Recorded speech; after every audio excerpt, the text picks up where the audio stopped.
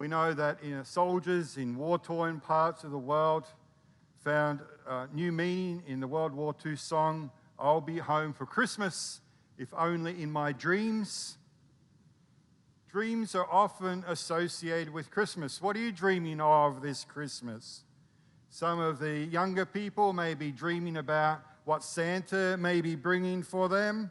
Some of them may be dreaming about the new electronic gift that grandma or grandpa might be offering to bring them this Christmas.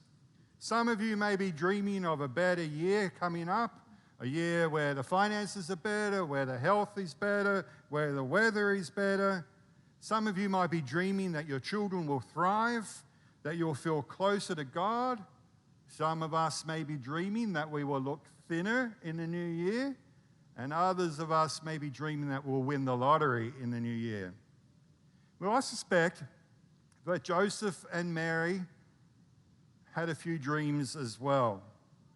And I bet their dreams were probably a lot like our dreams. They dreamed about marriage and the focus on family life. After all, they were engaged to be married. And when they did get married, they were probably dreaming about how to raise their children to be good Jewish citizens, how to raise them so that they could grow and mature. Mary and Joseph certainly would have had hopes and dreams about their future. Like most couples, they probably began to dream about their future together.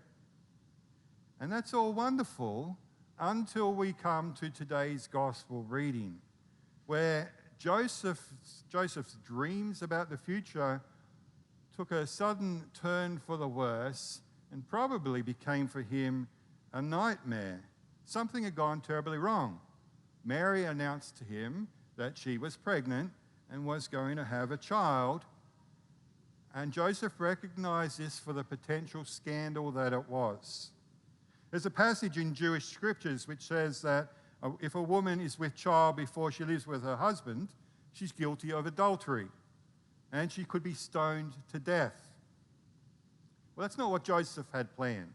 Joseph didn't want to extend the full arm of the Jewish law, but what he did want to do was to divorce her quietly, without shame. He decides to let her go, to break the engagement without public fuss. But imagine Joseph's emotions when he went to bed that night as this whole terrible scandal came crashing down on him. His plans, his hopes, and his dreams had been pulled out from under him. In fact, his dream had been torn apart. Did he toss and turn before he went to sleep that night? I can't imagine how he even got to sleep in the first place. But when he does fall asleep, he discovers something that no one could have predicted. The gospel writer Matthew tells us that while Joseph slept, he received a dream. And many people in those days believed that dreams weren't a function of the conscious or subconscious mind. Dreams were a direct intervention from God. And in the dream that Joseph received from God, he learns that his situation is not a waking nightmare. His dream for his family's future will not come to pass in the way that he had dreamed it. Rather, Joseph learns that God had another dream for Joseph and Mary and the child who shall be called Jesus. Joseph had to let go of his own dream so that he could embrace God's plan, God's dream for his life. Joseph had to trust God even though it wasn't the plan that Joseph had come up with by himself. On a deeper level, I guess, Joseph had to learn that his dream for his own life was much too small. God had a dream for his family that was more expansive, more wonderful, more world-changing than Joseph could have ever possibly imagined or comprehended at that particular moment. On that night, in that dream, Joseph learned again that God is God and Joseph is not, and that we should not fear when our dreams get turned around. How could Joseph trust even when his whole future seemed to be unraveling before his eyes? I suggest that Joseph's trust was based on one word in Matthew's account of the dream, the word Emmanuel, which means God is with us. God is with me. God is with you. God is with us always. And if God is with me, then how can I be afraid?